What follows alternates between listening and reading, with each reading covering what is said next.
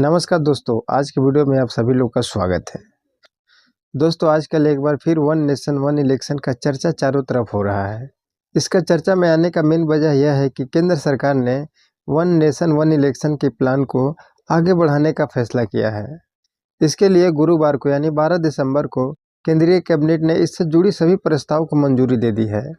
दोस्तों, इसके तहत अब पूरे देश में लोकसभा और विधानसभा को चुनाव एक साथ कराने की योजना बनाई जा रही है। दोस्तों, वन नेशन वन इलेक्शन की इस प्लान को सरकार ने अगले हफ्ते संसद में शीतकालीन सत्र के दौरान इस पर व्यापक चर्चा कर सकती है। उसके बाद इससे जुड़े विधेयक को पेश भी कर सकती है। तो आइए दोस्तों, आज के वीडियो में बात करते हैं कि वन नेशन वन इलेक्शन क्या है, इसे लागू होने से हमारे देश में चुनाव में क्या क्या परिवर्तन होगा, वन नेशन वन इलेक्शन को लागू करने के लिए सरकार को क्या क्या मुश्किलों का सामना कर सकता है। दोस्तों, इसके अलावा इस वीडियो में हम आपको बताएंगे कि विपक्ष लोगों का वन नेशन वन इलेक्शन के बारे में क्या सोच है, वो लोग इसका क्यों विरोध करते हैं। दोस्तों, इसके अलावा हम लोग बात करेंगे कि अगर यह वन नेशन वन इलेक्शन अगर पास हो जाता है तो इसके लिए हमारे संविधान में क्या क्या संशोधन करना पड़ेगा, साथ ही साथ संविधान में क्या क्या नए प्रावधान भी जोड़ा जाएगा। तो दोस्तों, आप मेरे साथ वीडियो में अंत तक बने रहें। तो चलिए वीडियो स्टार्ट करते हैं। दोस्तों, होता क्या है कि अपने देश में हर साल हर महीना कहीं ना कहीं चुनाव होते रहता है। जैसे कि कुछ दिन पहले ही देखे कि जम्मू कश्मीर, हरियाणा, महाराष्ट्र और झारखंड में चुनाव हुए। इस चुनाव को कवर करने के लिए पूरा देश का संसाधन, पूरी देश का ऊर्जा और पूरे देश का मीडिया इस पर फोकस किया। चुनाव कराने के लिए बहुत सारे प्रचार प्रसार हुए, बहुत सारे रैली किए गए। इन रैलियों में बड़े बड़े नेताओं लोग का आना जाना लगा रहा। इसके अलावा चुनाव को कराने के लिए सुरक्षा के लिहाज से बहुत सारे सेना, पुलिस सबको व्यवस्था करना पड़ता है। साथ ही साथ चुनाव के लिए चुनाव सेंटर बनाए जाते हैं, जिसमें बहुत सारे कर्मचारियों को भी रखा जाता है। बहुत सारे वीवीटी पैड, बहुत सारे ईवीएम मशीन, साथ ही साथ इन सब चीज़ों को रख रखाव के लिए हर बार गोडाउन, इसके अलावा और भी बहुत सारे चीज़ों का मैनेजमेंट करना पड़ता है।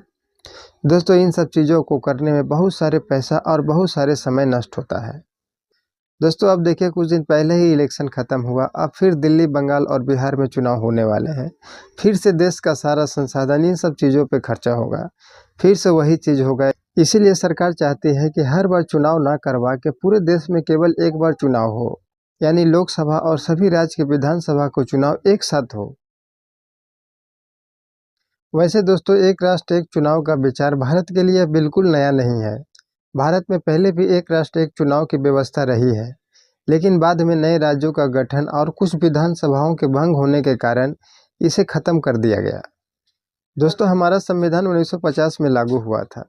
दोस्तों, 1950 में संविधान लागू होने के बाद 1951 से लेकर 1967 तक हर 5 साल में लोकसभा और सभी राज्यों का विधानसभाओं का चुनाव एक साथ होते थे। 1952, 57, 62 और 1967 में केंद्र और राज्य सरकार के लिए एक साथ चुनाव हुए। जब नए राज्य बने और कुछ पुराने राज्यों का पुनर्गठन हुआ तो यह प्रक्रिया धीरे धीरे खत्म हो गई। और फिर 1968-69 में जब कई विधानसभा भंग हो गई तो इसके बाद यह सिलसिला पूरी तरह से छोड़ दिया गया। वैसे दोस्तों, भारत में बहुत सारे आयोग और बहुत सारे समितियों ने यह कहा है कि भारत में एक साथ चुनाव होना चाहिए।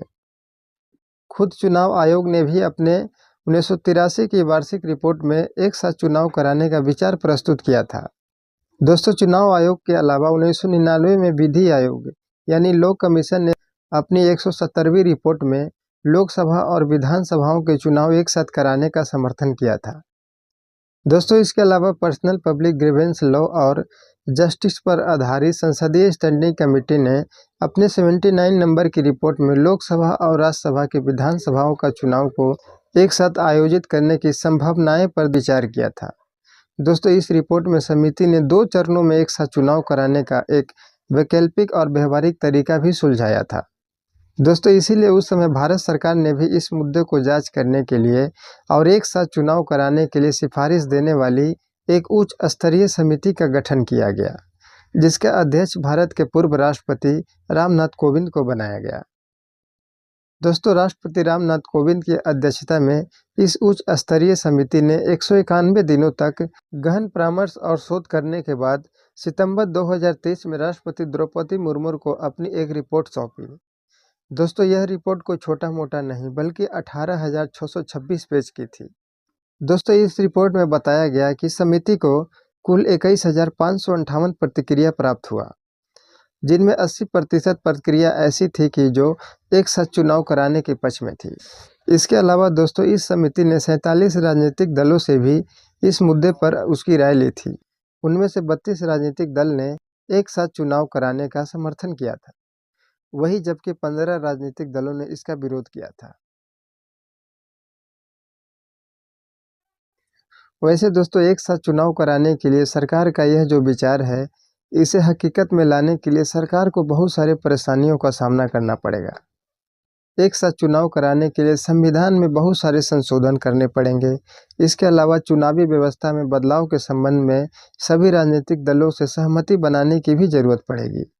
आइए दोस्तों अब उस अनुच्छेद को देखते हैं जिन्हें एक राष्ट्र एक चुनाव के कार्यान्वयन के लिए संशोधित करने की आवश्यकता होगी। सबसे पहले बात करते हैं अनुच्छेद 83 को। दोस्तों सबसे पहले सरकार को अनुच्छेद 83 में संशोधन करना पड़ेगा, जो कि संसद के सदनों की अवधि से संबंधित है।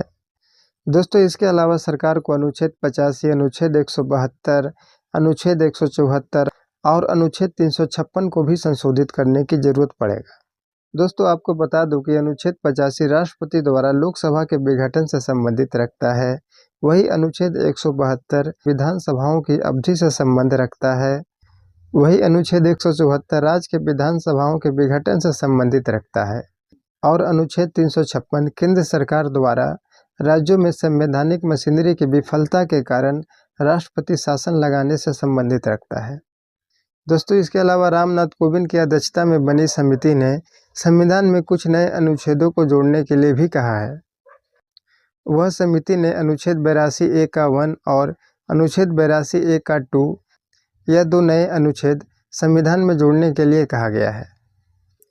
दोस्तों इसके अलावा जनप्रतिनिधित्व अधिनियम 1951 में संसद और विधानसभाओं के कार्यकाल की स्थिरता के प्रावधानों के लिए संशोधन करना होगा। जनप्रतिनिधित्व अधिनियम की धारा 2 में एक साथ चुनाव कराने की परिभाषा को शामिल भी किया जा सकता है। दोस्तों इसके अलावा एक साथ चुनाव कराने के लिए आवश्यक प्रक्रियाओं को सुविधाजनक बनाने के लिए चुनाव आयोग की शक्तियों तथा कार्यों का भी पुनर्गठन करना होगा।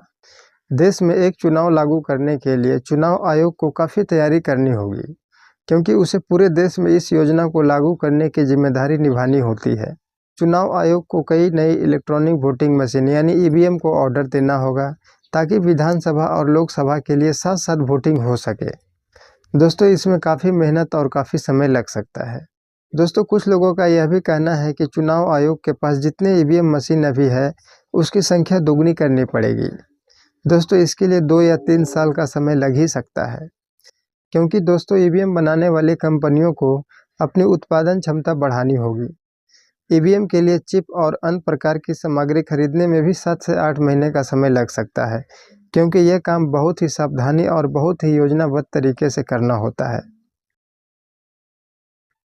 दोस्तों आइए अब बात करते हैं कि एक देश एक चुनाव के लिए पक्ष का क्या तर्क है और विपक्ष का क्या तर्क है। तो सबसे पहले हम लोग पक्ष का तर्क देखते हैं।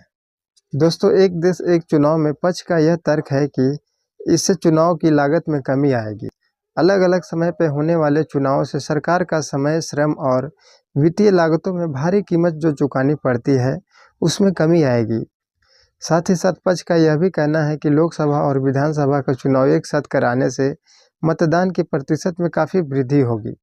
दोस्तों इसके अलावा पक्ष का यह भी कहना है कि अलग अलग समय पर चुनाव होने के कारण लगभग साल भर कहीं न कहीं सुरक्षा बलों की नियुक्ति करनी होती है। अगर एक साथ सभी जगह चुनाव संपन्न होता है तो सुरक्षा बलों को अन्य आंतरिक सुरक्षा उद्देश्यों के लिए बेहतर तरीके से इसका तैनात किया जा सकता है।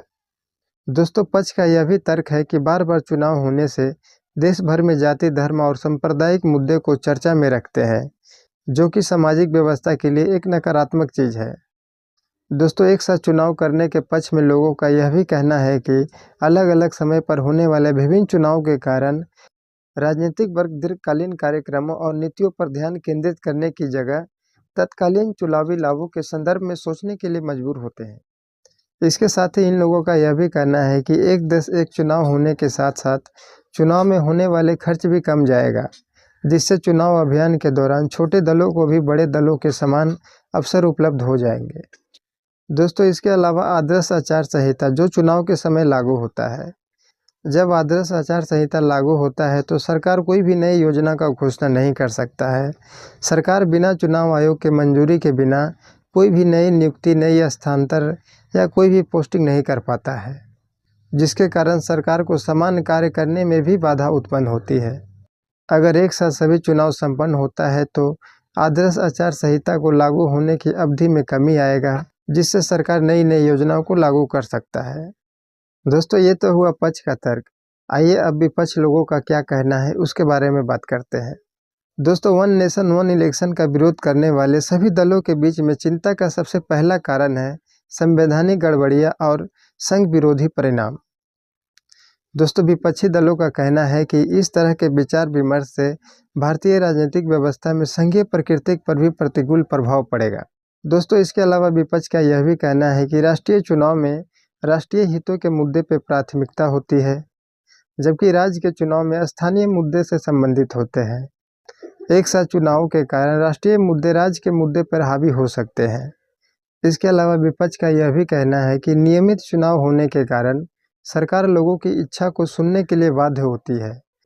सभी चुनावों को एक साथ संपन्न होने के कारण सरकार की जनता के प्रति जवाबदेही में कमी आएगी। साथ ही साथ सरकार को यह भी सुनिश्चित हो जाएगा कि अब तो 5 साल उनकी सरकार गिरेगा नहीं, जिसके कारण वह निरंकुश प्रवृत्तियों को भी जन्म दे सकते हैं। दोस्तों, इसके अलावा विपक्ष का यह भी कहना है कि एक देश एक चुनाव के लिए चुनाव प्रणाली में जो संशोधन होगा, जिसका अर्थ यह है कि लोगों का लोकतांत्रिक इच्छा का व्यक्त करने की शक्ति के साथ छेड़छाड़ करना होगा। दोस्तों, इसके अलावा विपक्ष का यह भी कहना है कि एक देश एक चुनाव का प्रणाली अगर लागू हो जाता है तो यह ज़्यादा दिन तक चल नहीं पाएगा, क्योंकि इतने बड़े देश में कहीं न कहीं किसी न किसी राज्य में विधानसभा समय से पहले भंग हो ही जाती है।